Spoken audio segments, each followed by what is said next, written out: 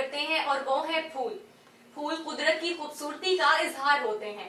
صبح سویرے سورج کی کرنیں جب پھولوں پر پڑتی ہیں تو نہ صرف پھولوں کے کھیت مہک اٹھتے ہیں بلکہ ہر طرف اپنی خوشبو پھیلاتے ہیں۔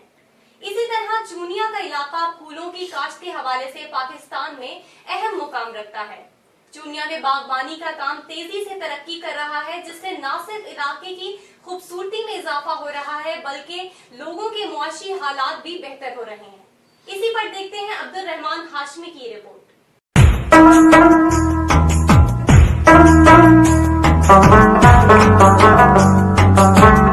پھول قدرت کا حسین تحفہ ہیں جو انسان کی خوشی اور غمی میں برابر کا ساتھی ہوتے ہیں۔ چونیا کے قصبہ گیلن ہٹھاڑ کو پھولوں کی دھرتی کہا جائے تو غلط نہ ہوگا۔ گیلن میں موجود پھول منڈی کا شمار پاکستان کی اہم پھول منڈیوں میں ہوتا ہے۔ اس منڈی کے ارد گرد سینکڑوں ایکڑ رقبے پر پھولوں کی کاشت ہوتی ہے۔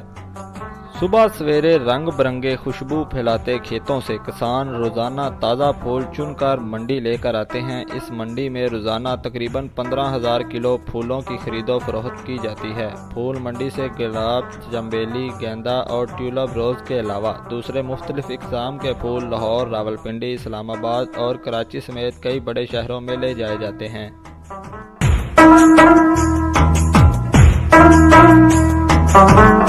چونیا کے گرد و نواح میں پھولوں کی باغبانی اور نرسری کا کام گزشتہ 30 سال سے جاری ہے اور اب یہ باغبانی کا شعبہ اس علاقے میں مزید تیزی سے ترقی کر رہا ہے۔ پھولوں کے کاروبار میں اضافہ ہونے کے باعث ہر طرف پھولوں سے مہکتے رنگ برنگے کھیت نظر آتے ہیں، جس سے اس علاقے کی خوبصورتی میں اضافے کے ساتھ ساتھ لوگوں کے معاشی حالات میں بھی بہتری آ رہی ہے۔